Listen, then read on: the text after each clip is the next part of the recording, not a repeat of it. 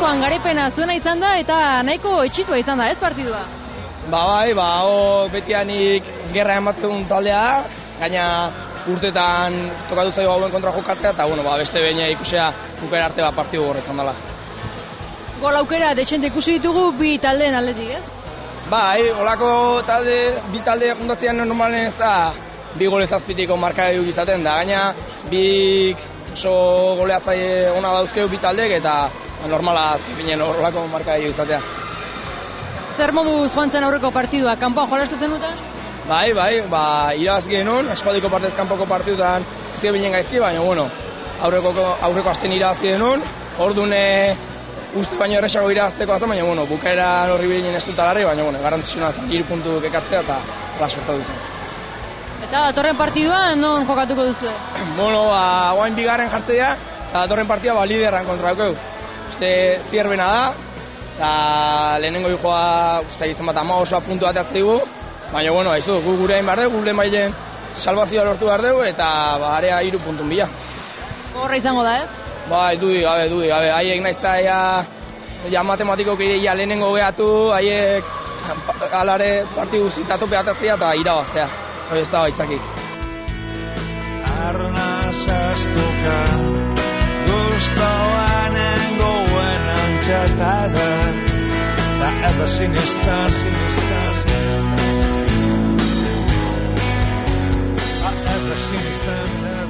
El partido está un poco loco, desde el principio ellos se han puesto por delante del marcador y hemos conseguido rápidamente dar la vuelta con acciones individuales, con contraataques. Nos ha hecho bastante daño el inicio de la segunda parte en el cual ellos se han puesto por delante rápidamente. Quizá no esperábamos esa salida de ellos. Hemos tenido 2 o 3 errores puntuales en defensa que nos han matado y luego a los últimos 10 minutos hemos tenido muchísimas ocasiones, más que ellos, ocasiones muy claras, pero ya la semana pasada nos pasó también en casa que tuvimos muchísimas ocasiones, pero cuando no las metes y perdonas, al final el partido nunca se gana. Y hemos jugado con portero jugador los últimos minutos. La verdad es que estábamos haciendo muchas ocasiones con juego 4 para 4 y quizás teníamos que haber sacado igual un poquillo antes el portero jugador, pero tampoco al final hemos tenido ocasiones tan claras como las que esperábamos y pues hemos perdido al final. La temporada como está la liga pues muy complicada, estamos teniendo muchísimas bajas de jugadores. Hoy por ejemplo teníamos 6 jugadores de primera plantilla, el resto eran juveniles, entonces estamos con muchísimos problemas a nivel físico, a nivel de lesiones y a nivel de entrenamientos.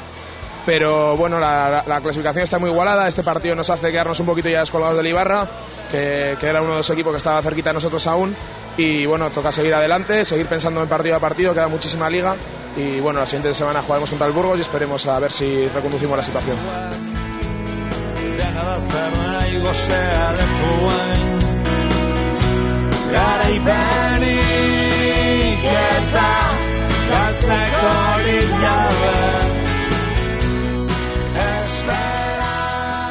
Bost eta lau irabazi duzue, baina nola ikusi duzuzu Barruti partidua?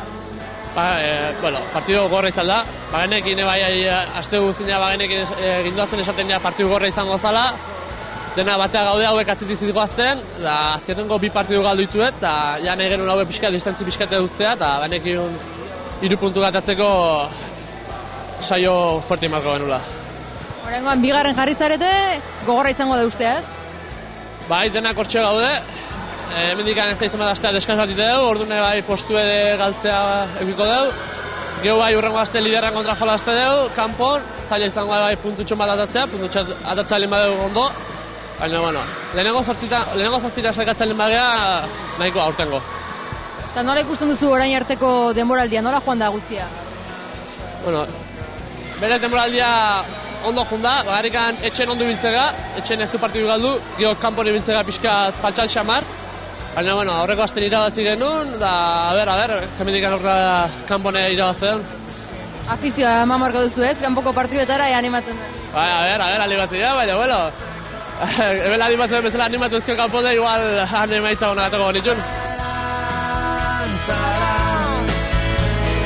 Kondenatua garaipenik eta galtzekorik gabe